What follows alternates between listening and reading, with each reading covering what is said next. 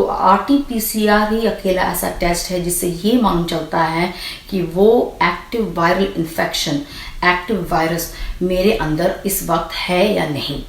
अगर RT-PCR positive आता है तो उसका मतलब है कि वो एक्टिव वायरल RNA मेरे शरीर के अंदर है इस वक्त।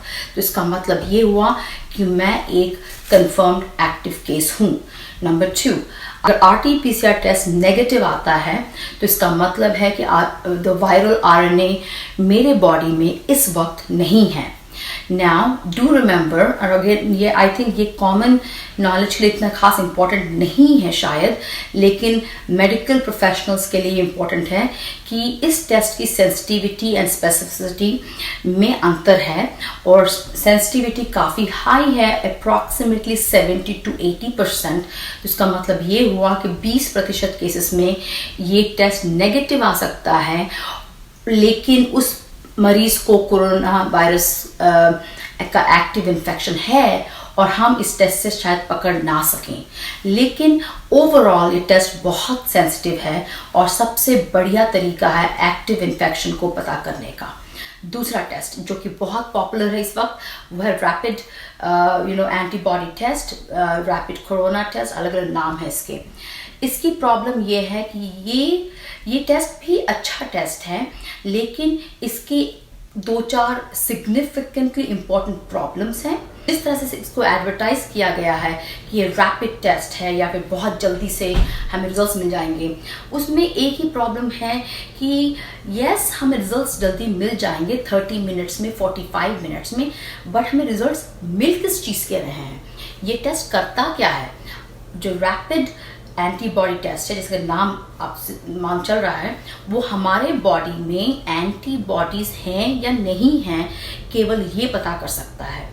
उसमें छोटा सा स्ट्रिप होता है, उसके अंदर एक छोटी बॉटल होती है, इसमें लिक्विड होता है, और आप अपने खून का एक ड्रॉप उसके कोने में डालते हैं और उसके साथ में उस लिक्विड को डालते हैं उसके ऊपर, एंड थोड़ी 15 से लेकर 20 मिनट इंतज़ार करते हैं और फिर उस पर लाइनें आती हैं 3, तो वो चेक करते हैं। तो कंट्रोल जो सबसे ऊपर होता है तो वो लाल हो जाएगा, लेकिन मतलब किसका मतलब ये है कि ये किट काम कर रहा है।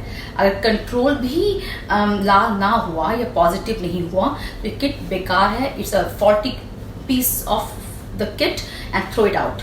सो ये एक प्रॉब्लम आ रही थी इस तरह के किट्स में कि इनमें ये जो कंट्रोल का जो पार्ट है वो भी पॉजिटिव नहीं आ रहा था। क्योंकि कंट्रोल का मतलब है कि वो टेस्ट वो आपका सैंपल नहीं है, वो किसी और का सैंपल है, लेकिन उसमें पॉजिटिव टेस्ट आना चाहिए था। अच्छा, उसके नीचे होता है IgM, जिसको मैं कहूँगी M एंटीबॉडी, और उसके नीचे होता है G एंटीबॉडी। यदि आप इस तरह ही हेल्थ के बारे में जानना चाहते हैं तो सब्सक्राइब करें ये channel the health care today और बेल आइकन दबाएं ताकि हर नए वीडियो का नोटिफिकेशन सबसे पहले आपको मिले। इस केस में हम लोग कोरोना वायरस की बात कर रहे हैं। उसके इन्फेक्शन होने के तकरीबन 3 से लेके 7 दिन के बीच में हमारे बॉडी में बनना शुरू होता है। इसे बनाते कौन है? हमारे बोन मैरो के अंदर प्रेजेंट जो सेल्स होती हैं, वो सेल्स जो है वो हमारी बॉडी की आर्मी होती हैं और वो इस एंटीबॉडी को डेवलप करती है, बनाती है हजारों लाखों के तादाद में। और ये एंटीबॉडीज जो मिसाइल समझ लीजिए एक तरह से, ये जाके कोरोना वायरस को अटैक करते हैं। और IgM जो M एंटीबॉडी है वो बहुत बढ़िया मिसाइल है, वो काफ़ी अच्छा काम करता है, लेकिन शुरुआती 14 दिन से लेके 20 दिन तक ही हमारे शरीर में रहता है।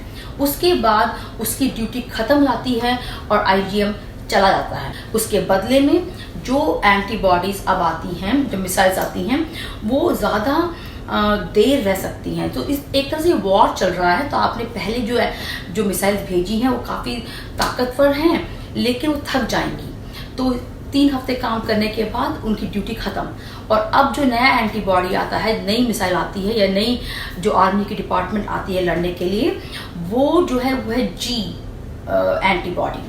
वो बनती हैं तकरीबन, जैसे मैं बताया आपको, 3 हफ्ते के बाद, और रहती हैं बॉडी में काफ़ी लंबे दौरान तक, और वो इसलिए वो लॉन्ग टर्म हमें प्रोटेक्शन देती रहती हैं उस पर्टिकुलर वायरस के अगेंस्ट। सो इस टेस्ट में M अगर टेस्ट भी पॉजिटिव आता है, मैंने कंट्रोल तो पॉजिटिव आना ही चाहिए, लेकिन अगर M वाली लाइन भी पॉजिटिव आती है तो उसका मतलब यह है कि एक्टिव इन्फेक्शन है या पिछले 2-3 हफ्ते में था।